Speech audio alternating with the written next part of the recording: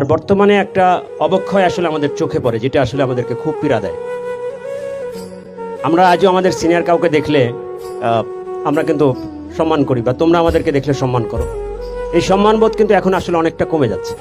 এটি এখন দেখি জুনিয়র পোলাপান সামনে বিড়ি সিগারেট খেয়ে চলে যাচ্ছে।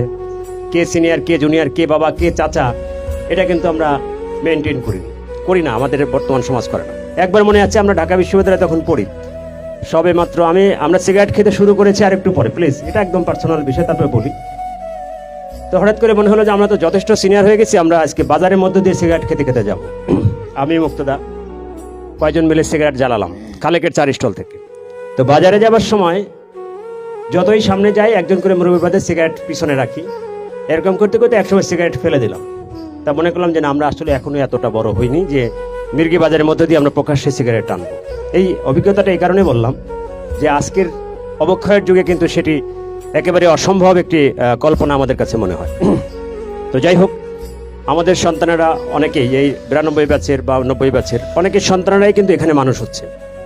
এই নষ্ট হয়ে যাওয়া সমাজের নষ্ট মানুষদের সাথে কিন্তু বেড়ে উঠছে। আমি সবসময় বলি যে আমরা যা কিছুই করি ফ্যামিলি ফার্স্ট, ফ্যামিলি ফার্স্ট। সেখানে আপনার সন্তানটি কার সঙ্গে মিশছে, আমার সন্তানটি কার সঙ্গে মিশছে, এটি কিন্তু দেখা আমার জন্য খুবই গুরুত্বপূর্ণ। আমাদের জীবন ব্যর্থ হয়ে যাবে যদি সন্তান মানুষ না হয়, আমাদের জীবন ব্যর্থ হয়ে যাবে যদি সন্তান বখাটে হয়ে যায়, আমাদের জীবন ব্যর্থ হয়ে যাবে যদি আমার সন্তান নেশার নীল রাজ্যে হারিয়ে যায়। তো সেটি আমরা দেখছি। কিন্তু এখন বাচ্চাদের চেহারার দিকে, চোখের দিকে তাকালেই বোঝা যায় এই ছেলেটি আর অনলি মাত্র 5 বছর পরে এই ছেলেটি পৃথিবীতে থাকবে না, কারণ সে নেশায় এত বেশি আসক্ত হয়েছে, সে কিন্তু থাকবে না। এখন আমার তোমার সন্তানেরা যে নেশাসক্ত হবে না, সেটি কিন্তু কোথাও বলা হয় নাই। So be careful about this. আমি সবসময় বলি যে আমরা যেন আমাদের সন্তানদেরকে এই অবক্ষয়ের যুগেও যদি আমরা ধরে রাখতে পারি, তাহলে তাদের জন্য একটি সুন্দর ভবিষ্যৎ আমরা বিনির্মাণ করতে পারবো। আমি সবসময় বলি যে we people are very lucky, যে আমাদের সময় এখানে 2-1 গাঁজাখোর ছিলেন, বিখ্যাত গাঁজাখোর, তাদেরকে আমরা চিনি।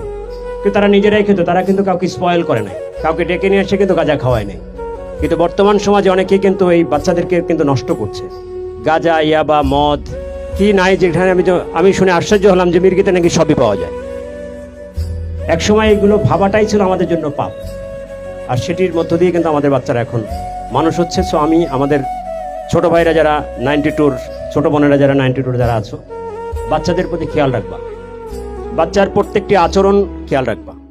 বাচ্চাকে একটি স্মার্টফোন দেওয়া কিংবা একটা মোটর সাইকেল দেওয়া মানে বাচ্চার ভবিষ্যৎ নিজে হাতে ধ্বংস করা, ঠিক আছে? তো সেই জন্য আমরা এই কথাটা এই কারণে বললাম যে আমার সন্তান যদি মানুষ না হয়, এর থেকে দুঃখের দিন আমার জীবনে আর আসবে না।